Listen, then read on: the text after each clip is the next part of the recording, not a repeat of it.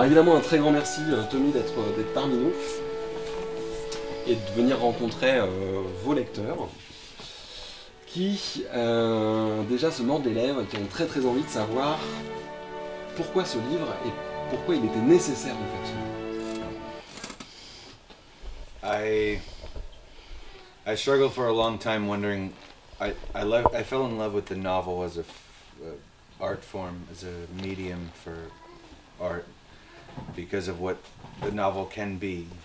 You can build a world of almost any kind, and to me what's most interesting is how it resembles reality, and what that can do to a reader, to let somebody else into something that resembles reality and can also deviate from reality, to help people understand that reality.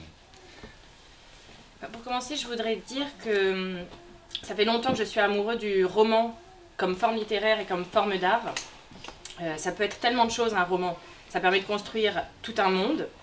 Et je suis fascinée par l'effet qu'un roman peut avoir sur le lecteur, parce qu'à la fois ça ressemble à la réalité et ça peut s'en éloigner, ce qui permet en fait à chacun de mieux comprendre le monde qui nous entoure.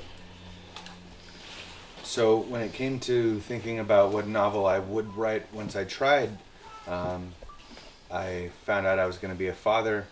This changed everything for me as a writer. I was writing nonsense drivel before, and then becoming a father made me want to take it more seriously.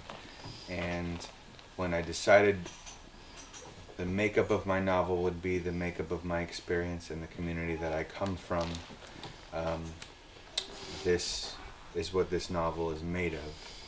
And so it was related to wanting to write a book that was about where I'm from and all of what that means within something that also feels readable and compelling for other reasons. Et donc, quand j'en suis venue à l'écriture, il y a une chose qui a tout changé, c'est que je suis devenue père. J'ai eu un fils. Et vraiment, jusque-là, j'écrivais un peu n'importe quoi, mais à partir du moment où je suis devenue père, j'ai pris ce travail d'écriture beaucoup plus sérieusement. Et je me suis dit que ce dont j'avais envie de parler, c'était mon expérience au sein de ma communauté. Et c'est vraiment ce qui est au cœur de ce roman. Je me suis dit que ce qu'il fallait que je fasse, c'est raconter d'où je viens, ce que ça représente, tout en essayant évidemment de rendre le livre attirant pour le lecteur et puis et intéressant pour que le lecteur ait envie de le lire jusqu'au bout. Et alors c'était...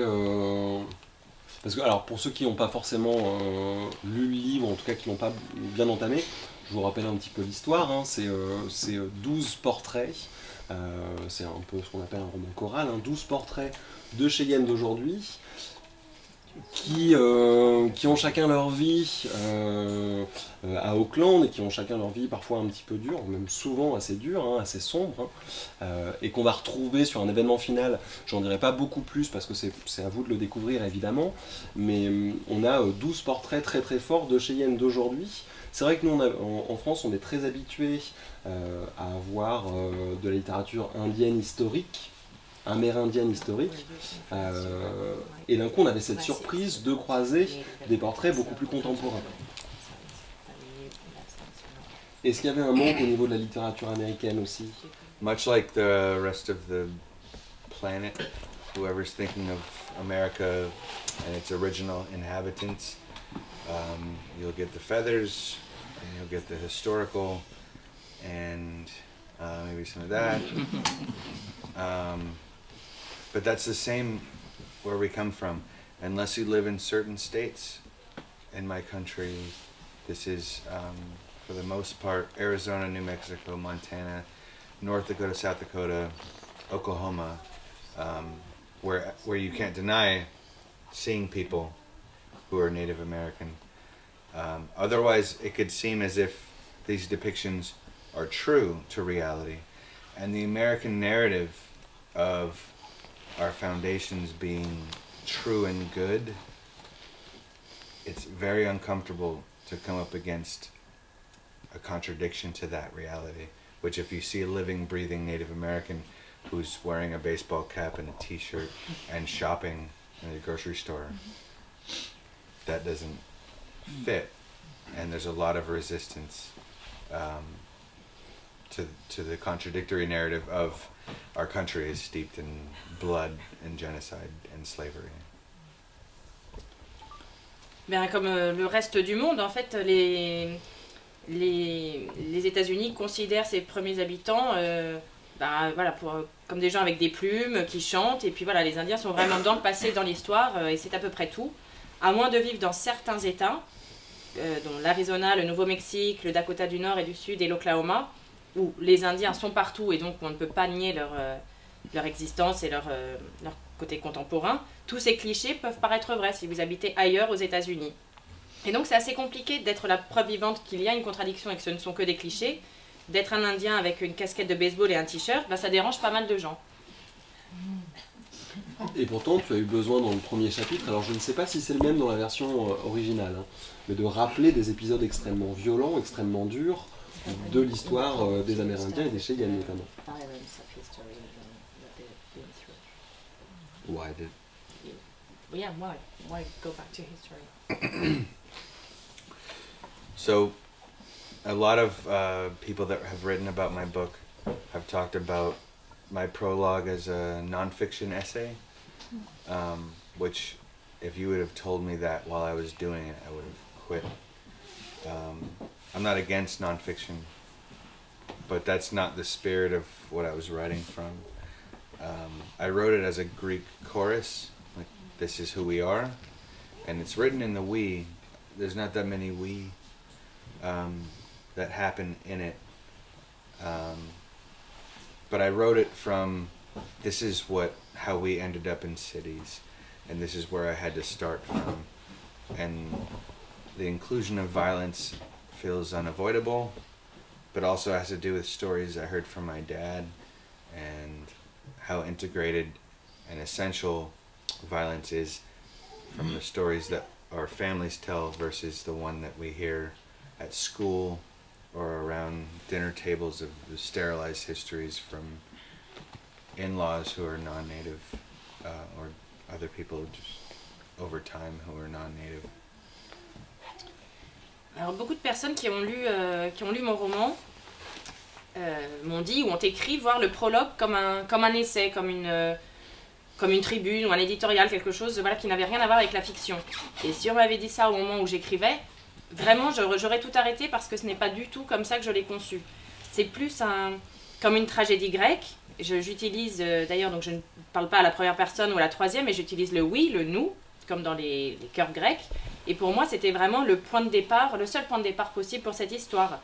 Et raconter les origines, évidemment, inclut de parler de la violence que les Indiens ont subie. Et donc, voilà, j'ai mêlé les histoires que me racontait mon père, les histoires de mes ancêtres, en opposition à celles qu'on raconte dans les livres d'histoire. And if I could add to that, sometimes I get the question about the inclusion of violence as if I'm choosing it as a subject. Like, why are you including this? So, as I said, I grew up hearing a massacre narrative about the origin of our people. But I also grew up with an older sister who was heavily involved in gang violence in Oakland. And I grew up crawling through my living room like one of the characters in the novel, fearing that there would be a drive-by. And if I crawled through the living room and watched TV from the floor, if they came, the couch would block the bullets and the bullets would fly over my head. So this is not a choice the influence of me including violence would be actually the exclusion of violence from my life. To write another story would be the exclusion of violence. It's not a choice to me.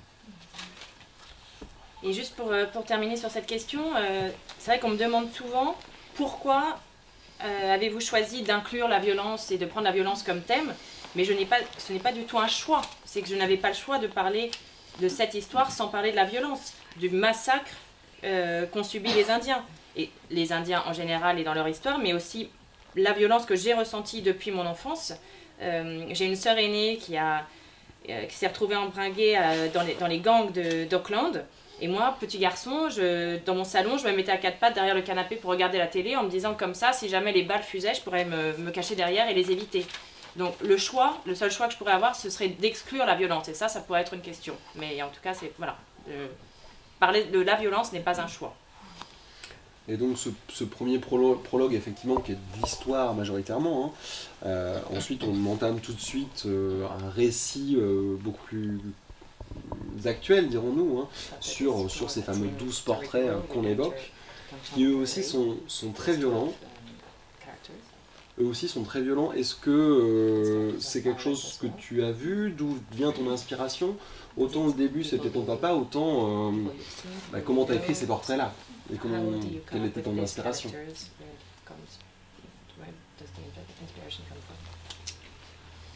I think, so I worked a long time in storytelling in Oakland, Native community, but also around the country in marginalized communities. And I came to revere people's stories in ways that would preclude me using them for my fiction, because I did this work for 6 years, working with people's stories and trying to encourage non-writers how to write. If you wanted to. J'ai une longue expérience en fait au sein de ma communauté à Auckland et dans tout l'État en fait de récits. Dans ma communauté, on se raconte énormément d'histoires et ces histoires m'ont nourri. Et les 6 années que j'ai passées à écrire ce livre, d'une certaine façon, et leur donner une voix à tous ces gens qui m'ont raconté leurs histoires. So when it came to writing my own novel, I pulled generously from my own life and from my family's life with their permission, and the rest comes from wherever fiction comes from. But largely, unless you know me really well, it should just be read as fiction. My wife or my best friend, they can find me all over the place, but it happens in very subtle ways. It's not sweeping details. It's like one of the characters' superstitious beliefs in the good of spoons, for example, is something that's from Et donc voilà, quand je me suis mis à écrire, évidemment, je l'ai fait avec la plus grande sincérité et j'ai mis de moi dans mon livre. J'ai inclus des choses sur ma famille, mais avec leur autorisation. Et tout le reste n'est que de la fiction et a été inventé. Et à moins de me connaître vraiment bien, à moins d'être ma femme ou mon meilleur ami qui, eux, peuvent reconnaître dans des petits détails, au fil des pages, des choses qui me sont propres, le lecteur doit voir ça comme une œuvre de fiction, ce qu'elle est. Et néanmoins, est-ce que tu as eu un retour de la communauté après lecture de cet ouvrage? Yeah, so the Oakland community has embraced me in a very intense way. We've so often not been depicted in a real feeling way and not a modern way. I think there's been an overwhelming feeling toward that. But I also worked in the community for so long, and everyone knows who I am. That helped, because it wasn't just some outsider native who decided to focus their attention. This is someone who's in the community, writing about the community. It's been very warm, to the point, not only locally but nationally, to the point that I've had to describe it as suspiciously warm, because we haven't always had the most healthy native lit environment. La communauté d'Auckland m'a soutenue dès le départ et avec beaucoup d'amour et de chaleur. Ce qu'il faut dire, c'est que j'ai travaillé longtemps au service de la communauté, donc ils me connaissent et ça a énormément aidé leur façon d'appréhender le livre. Je n'étais pas un auteur qui a décidé de prendre la communauté d'Auckland comme sujet pour un roman. Je viens de cette communauté. Donc voilà, mais c'est vrai que ça m'a surpris un petit peu quand même, parce que c'était pas que à Auckland, c'était partout. On m'a témoigné énormément d'affection et de soutien. I'll share one thing to that. One of the best things that I've heard was a woman who didn't grow up in Oakland. She grew up on the reservation, a Lakota woman. But she raised her kids in Oakland. And she said to me in public at a reading like this, she said to me, "Thank you for writing what you wrote. I understand my children better because of it." And her children are grown up and have gone through some very tough stuff. So it wasn't just an understanding of her kids, but an understanding of the hardship that she went through in raising her kids in Oakland. L'une des plus belles choses qu'on m'a dites, c'est une jeune femme indienne Lakota qui a grandi sur une réserve mais qui a ensuite élevé ses enfants à Auckland. Elle est venue comme vous ce soir à une lecture que je faisais en librairie et devant tout le monde, voilà, elle a pris la parole et elle m'a remercié, elle voulait me remercier et elle a dit grâce à vous, grâce à votre livre, je comprends mieux mes enfants. Et pour moi ça c'était magnifique d'entendre ça parce qu'aujourd'hui ses enfants sont grands mais ça lui a permis de mieux se comprendre elle et les périodes difficiles qu'ils avaient vécues ensemble. Alors moi, à la lecture de l'ouvrage, j'ai trouvé que finalement, il y avait assez peu d'espoir pour la communauté cheyenne. Comment tu vois le futur ou comment tu le souhaites? What do you think of the future? What do you wish for the future? Is there any hope? So wish and hope. Il y a beaucoup d'écart entre ce que je souhaite et ce que j'espère, ou ce que je crois qu'il va se passer. Things are pretty bleak in my tribe. The health statistics for a lot of Native people, very bleak. Highest suicide rates, lowest life expectancy.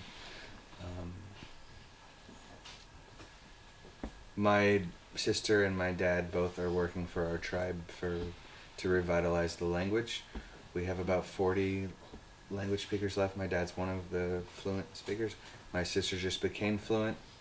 I think there's so much embedded in language that represents the culture and value of the people.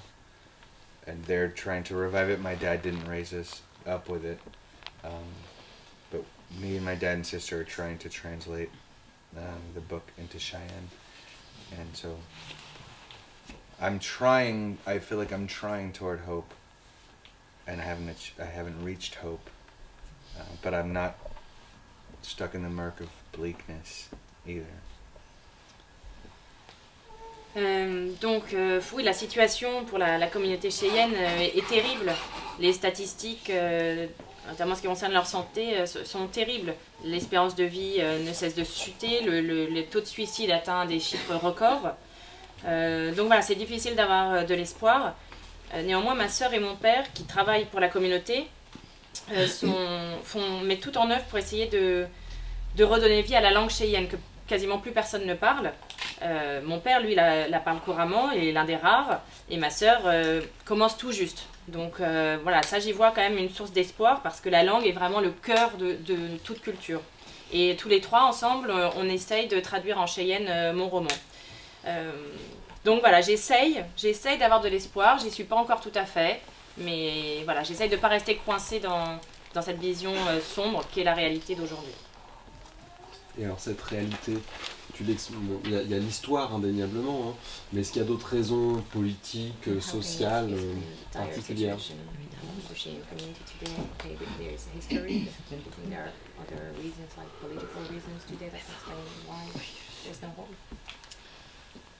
Yeah, I mean, I think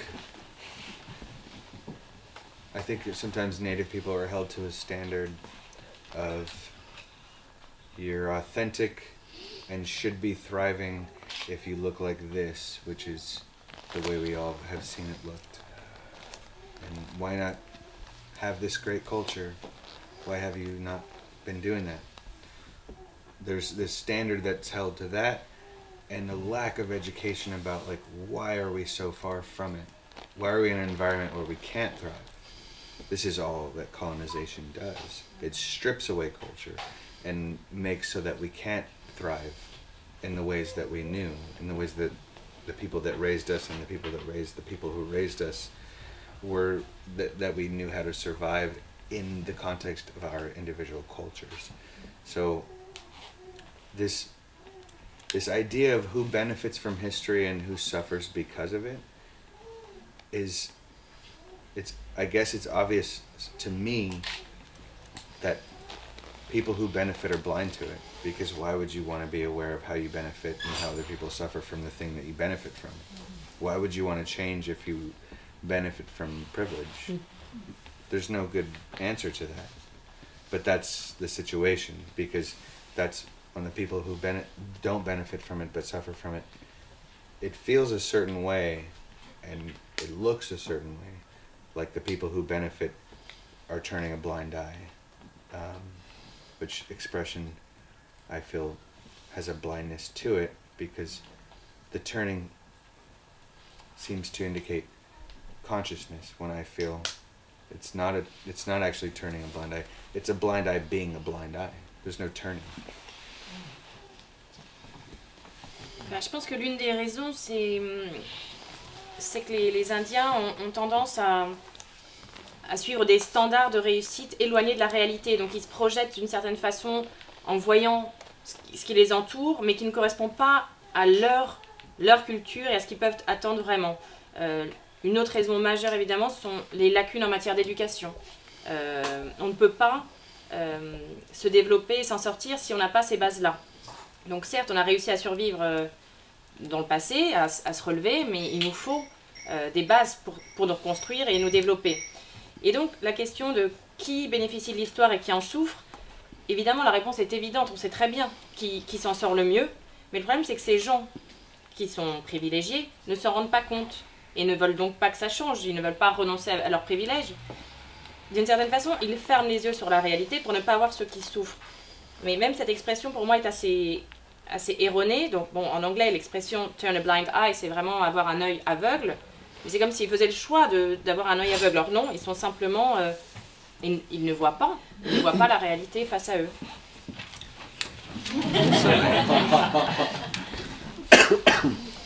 Donc pas de posture, actuellement pas d'enjeu politique, pas de travail sociologique autour de cette population-là.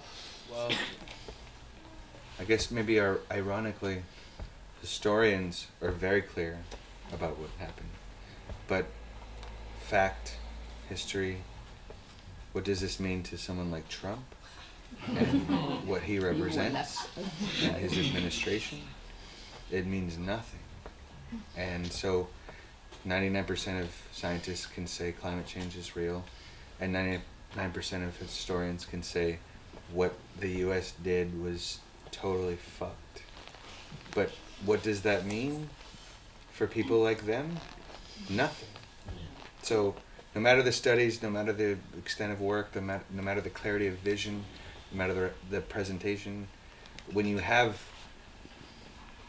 these kinds of monsters running things, it doesn't matter. And these are the ghosts of our past. Trump is not new. He loves Andrew Jackson. He's a reincarnation of Andrew Jackson. It's nothing new for our country. It's shameful that we keep doing it, but it's not new. He's a newer kind of dumb, for sure. Alors si il y a une prise de conscience dans certains milieux, les historiens ont totalement conscience de ce qui s'est passé, de ce qui se passe aujourd'hui.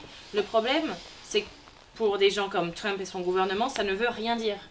Donc, il y a 99% des scientifiques qui ont conscience du changement climatique et qui ont conscience qu'il faut changer. Il y a 99% des historiens américains qui savent que le gouvernement a détruit les Indiens, et les a massacrés et doit faire un monde honorable et rectifier la situation. Mais tant qu'il y aura des gens comme Trump au pouvoir, rien ne pourra changer. Et il ne peut pas y avoir d'action parce que même si voilà, il y a de plus en plus de travaux et une certaine prise de conscience, avec des monstres pareils aux commandes, ce n'est pas possible. Et le pire dans tout ça, c'est que ce n'est pas quelque chose de nouveau. C'est comme si le passé se répétait éternellement. Trump, d'une certaine façon, c'est la réincarnation d'Andrew Jackson. Donc on est dans un cycle sans fin où aucune action n'est possible. Et est-ce que c'est ce constat-là, c'est ce qui justifie ton écrit avec beaucoup de colère et beaucoup de rage? En tout cas, c'est ce qu'on ressent à l'écriture. This really even makes your writing so full of anger and rage. The past is repeating itself. I think sometimes I feel, coming from what I come from and what I've lived through, the people who want to be like, everything's been okay, everything is okay, I'm like, what are you not mad about? like it's not okay.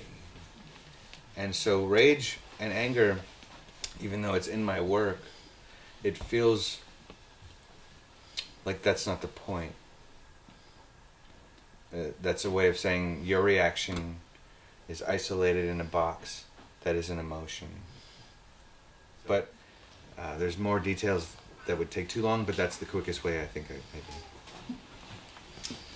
Et en fait, pour revenir à la question de départ, je m'en suis un petit peu éloignée, mais voilà, c'était pour vous dire, pour vous montrer un moment, vous faire vivre un moment très sombre de ma vie. Mais juste après ça, en fait, eh bien, je suis tombée amoureuse de celle qui est devenue ma femme. Et peu de temps après l'avoir rencontrée, on est parti se réinstaller à Auckland. Et puis on a eu un fils, elle est tombée enceinte 4 mois après. On est toujours mariés aujourd'hui, mon fils a 8 ans, il est là aujourd'hui à Bordeaux avec moi, avec ma femme. Et voilà, il s'est passé tout ça et en même temps, en parallèle que ma femme tombait enceinte, j'ai commencé à prendre l'écriture au sérieux. Et on peut dire qu'en fait, j'ai enfanté mon roman en même temps que ma femme enfantait notre enfant. Je voudrais faire une remarque, je voudrais dire pourquoi j'ai beaucoup aimé ce livre, ce récit. Je crois que ce livre, comme beaucoup de grands auteurs, perçoit à quel point, et tout ce qu'il a dit précédemment le prouve, on est enfermé dans un présent immédiat. C'est-à-dire un temps qui est un temps chronologique, le temps de la montre, et la subjectivité a plein de mal à s'exprimer. Et la violence ne m'a pas gêné. Elle m'a pas gêné parce que je sens qu'il s'est impliqué subjectivement pour traverser ce présent immédiat à partir de l'histoire de ses ancêtres. Et je crois que son récit arrive à laisser entrevoir un futur possible, parce que c'est impossible sans le passé, sans les morts. Voilà ce que j'ai trouvé de très important. Merci.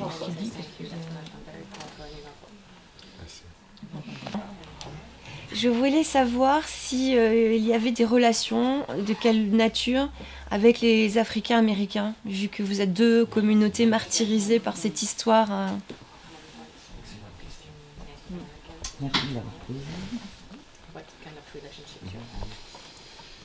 I think a lot of Native people and African American people have had a hard time realizing how connected it is. Just while being here, I heard Patrick Chamoiseau. Patrick Chamoiseau. I was on stage with him, and my editor, Francis, was telling me what he was saying. And then I was talking to somebody else later about his writing, and just since on this trip I was changed in thinking about African Americans are allowed to be African Americans and excel as modern people without having to be tied to anything cultural that has to do with Africa. Native Americans are always either super Native Americans with feathers and traditions and language, or not, just not. And this is a problem, and this is a difference we need to make up. That part of the history of being Native American has to include the erasure. And we're talking about 500 years later, after contact. Of course, it's not going to include old ceremonies that could be kept. They were wiped out intentionally, as we were as people. So what a culture and people look like after 500 years of colonization does end up having to be included in what their culture is. But the way it's written, or the way the outside defines us, is if you're not 100% intact, then you're 100% inauthentic. And this is a problem.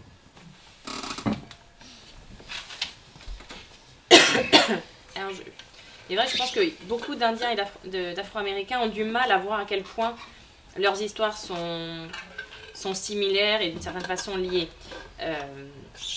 j'ai fait la connaissance de Patrick Chamoiseau dans le cadre du festival.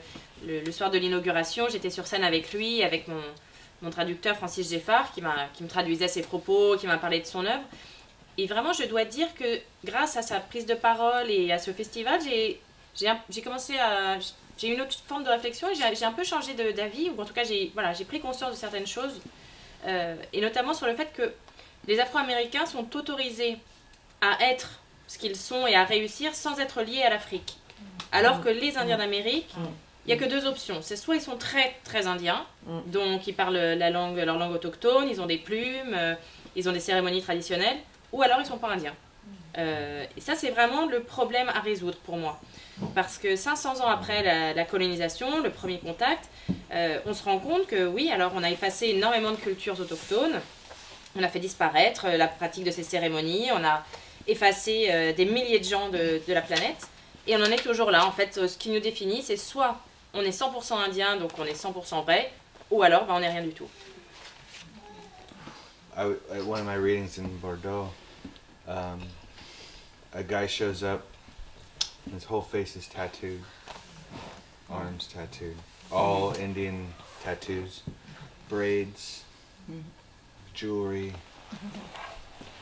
and I think when I see him, I don't want to assume he's not, and then I find out he wants to sing a song to me, and he sings to me, and I want to respect him, and I know some Lakota, and he's saying Lakota words, and I'm thinking, okay, this is, you know, I almost want to take off my hat, but I didn't. And so the whole thing happens and we hug, and he leaves, and I'm very conflicted about how to feel. And I find out from my publisher, Francis, who talked to the librarians who know the guy who regularly comes in. He's French, he's not Lakota at all. He's just decided to put on Indian face, same as blackface. And it's an uncomfortable thing. I think depending on your place in power, it can be more harmful and worse. He's somebody who's marginal in society, so I didn't have any deep resentment for him. Justin Trudeau, wearing blackface, maybe can be more problematic.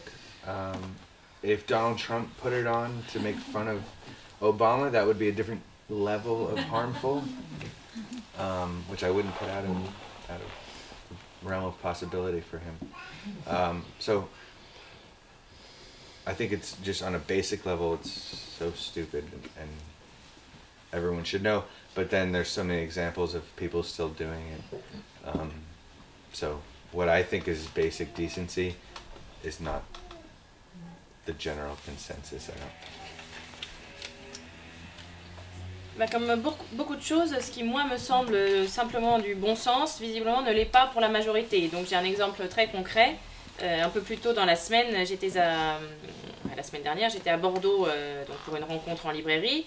Et un lecteur est venu me voir, il était tatoué de partout, des tatouages indiens, il avait des bijoux, de nattes. Donc bon, bah, j'avais aucune raison de douter, je me suis dit cet homme est indien.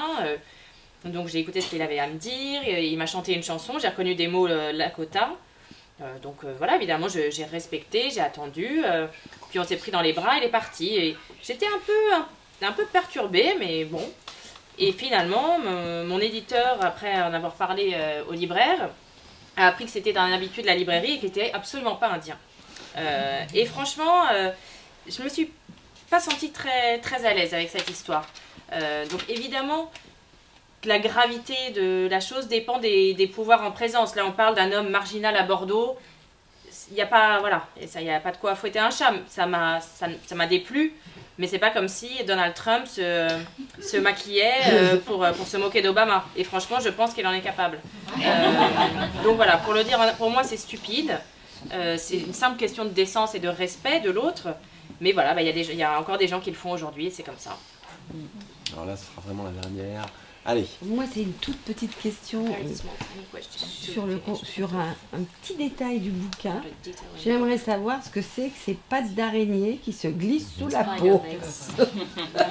Comment on peut se retrouver avec des pattes d'araignée sous la peau? Okay, so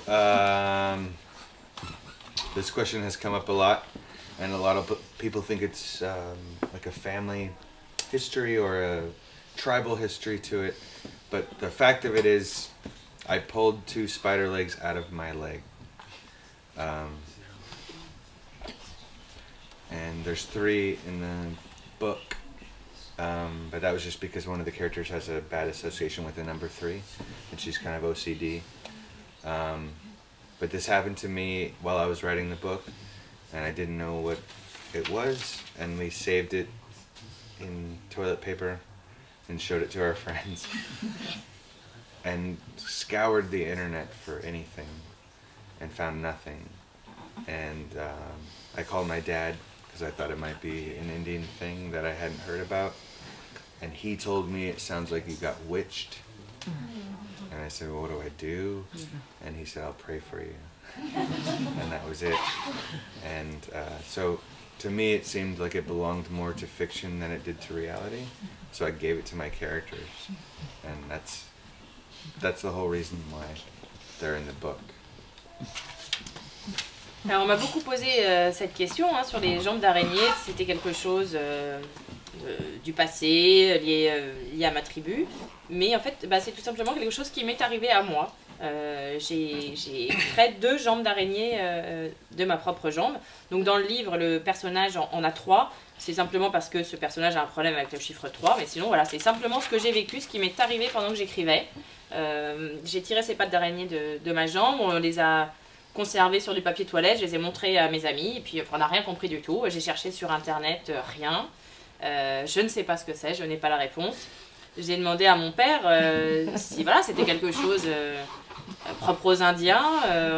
Il m'a dit que non, que c'était peut-être un sort que j'avais reçu et que donc il allait prier pour moi. Voilà. Et ça s'est terminé comme ça. C'était tellement surnaturel. Pour moi, c'est vraiment plus de la fiction que de la réalité, donc je l'ai mis dans le livre. Peut-être que c'est même un fait réel.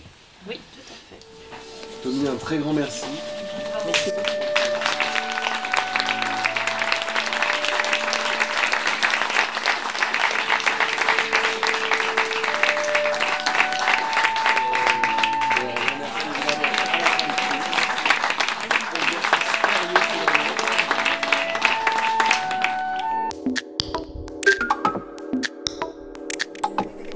De toute façon, tu mets jamais le son. Pas quand je mange.